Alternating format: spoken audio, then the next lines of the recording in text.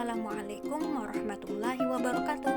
Perkenalkan, nama saya Rahmiyati Maumida dari program studi PGSD kelas B. Di sini saya akan menjelaskan materi mengenai merencanakan pembelajaran dari kelompok 5 mata kuliah perancangan dan pengembangan kurikulum.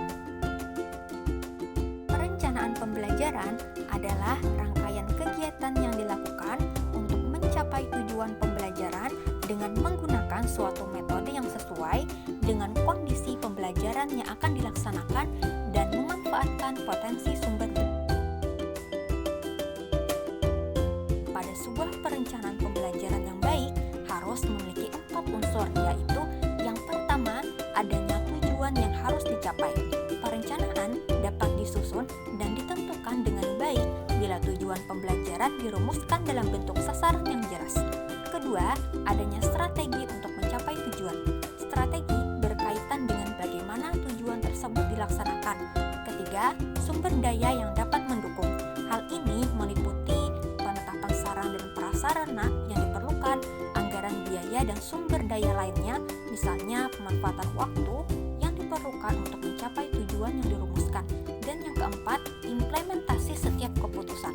Langkah ini sebagai pelaksanaan dari strategi dan penetapan sumber daya di tahap sebelumnya.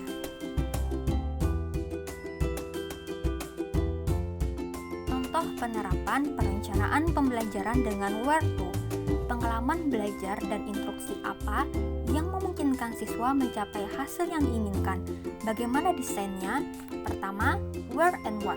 Peserta didik diberikan kesempatan untuk memahami materi dari bermacam sumber sesuai dengan minat, kemampuan, gaya belajar, dan karakteristik masing-masing. Guru mengaitkan pembelajaran berdasarkan pengalaman peserta didik dengan cara mengajukan pertanyaan pemantik kepada peserta didik. Kedua, hook and hold. Mengaitkan pembelajaran dengan masalah kontekstual agar peserta didik lebih mudah dalam memahami materi.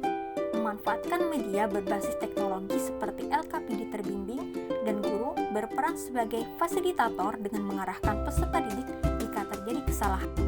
Ketiga, equip and experience.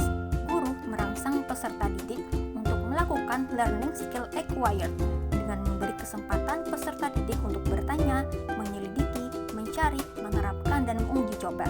Guru membuat kegiatan observasi berdasarkan situasi dan kondisi sekolah masing-masing. Mengamati dapat dilakukan dengan cara membaca, mendengar, menyimak, melihat objek-objek tertentu terkait masalah atau topik pembelajaran. Keempat, rating and revise. Guru memberikan pertanyaan pemantik dan peserta didik diberikan kesempatan untuk menjawab dan menanggapi jawaban temannya.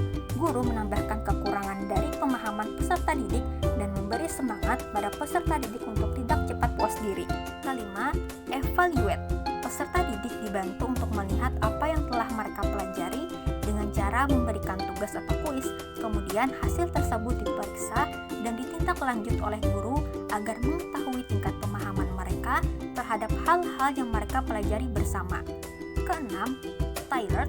Pembelajaran dilakukan secara beragam untuk memahami informasi baru bagi peserta didik dalam komunitas ruang kelasnya yang beraneka ragam, sehingga semua peserta didik di dalam suatu ruang kelas yang memiliki latar belakang kemampuan beragam dapat belajar dengan efektif. Ketujuh, organize.